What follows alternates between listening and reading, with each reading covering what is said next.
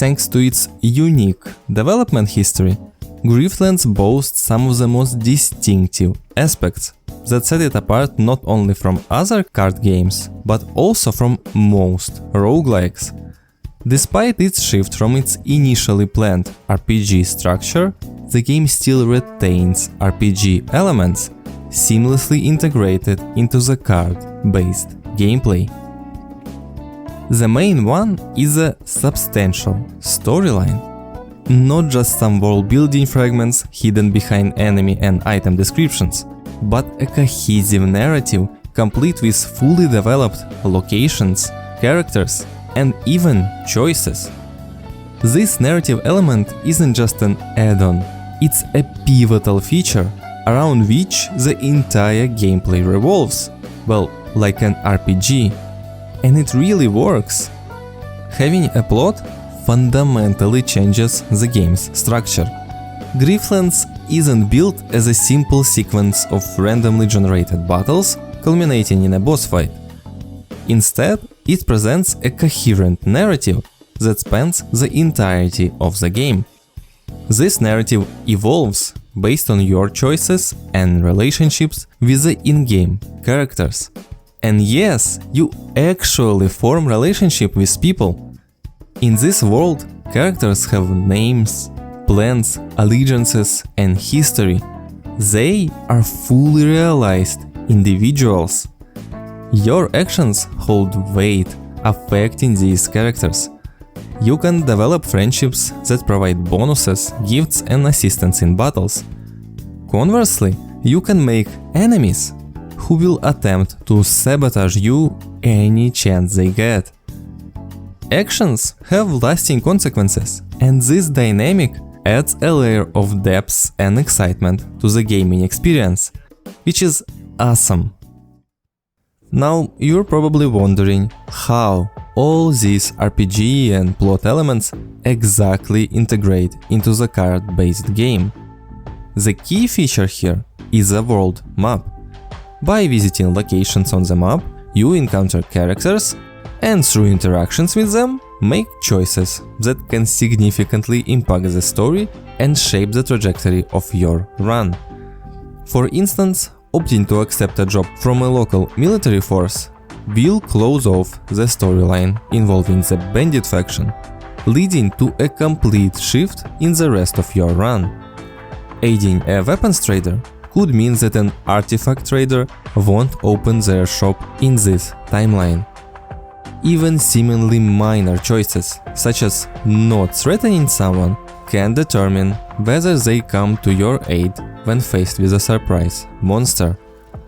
Choices like this abound throughout the game, where virtually every action carries at least some consequences. In many other roguelike games, after a few completed runs, you might feel like you've seen most of what the game has to offer. The bosses, enemies, and layouts.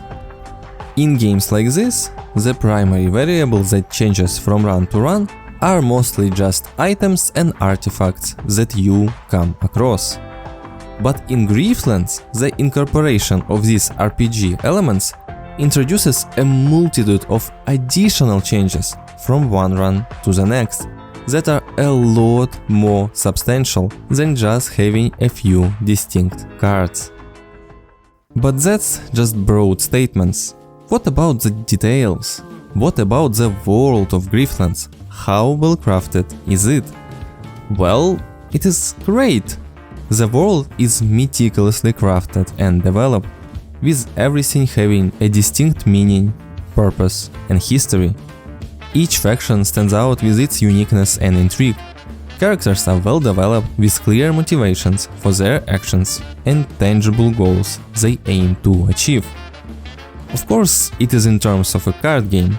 You can't really compare it to the proper RPGs.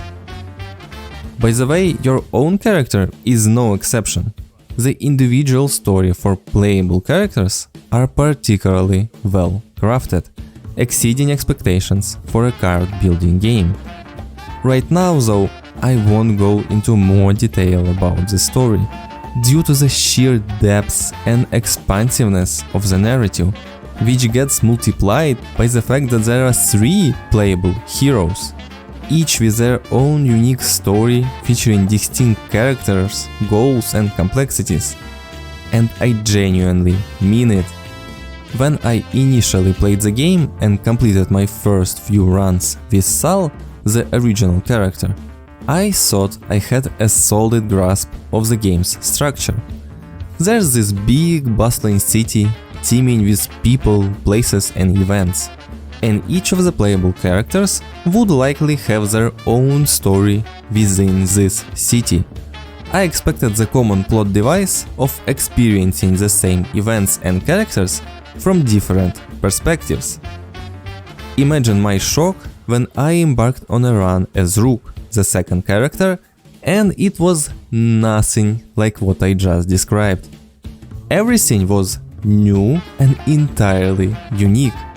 Rook's campaign presented a different and distinct narrative, set in another city with new characters, altered gameplay mechanics, and completely different cards. Even the music had changed. It truly is a unique standalone campaign. To say I was surprised would be an understatement. I hadn't even considered such a possibility. But Griftlands exceeded expectations by providing not 2, but 3 fully fledged campaigns like that, each exclusive to a playable character. This is just what this game does. Remarkable as the world building may be, you're probably here for a different reason, right? Next, I'm going to be taking a look into the cards and deck building aspects of Griftlands. You can watch it in my full review here, or check out another slice right here. Big thank you for watching. Please consider subscribing to my channel, leaving your comments and liking the video if you enjoyed it. See you in the next one.